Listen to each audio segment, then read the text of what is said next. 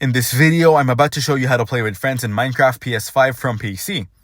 Start by creating a Microsoft account if you don't already have one. Then visit the Microsoft account website, click sign in, then create one.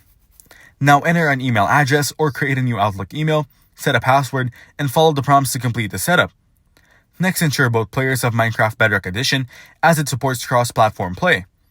If you're using an older version like Java Edition or PlayStation 4 Edition, download Bedrock Edition from the PlayStation or Microsoft Store.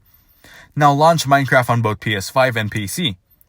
On the title screen, select Sign In or Sign In with Microsoft account and log in using your Microsoft account credentials. Once signed in, go to the Friends tab and select Find Cross-Platform Friends. Enter your friend's Microsoft gamer tag, send a friend request, and wait for them to accept.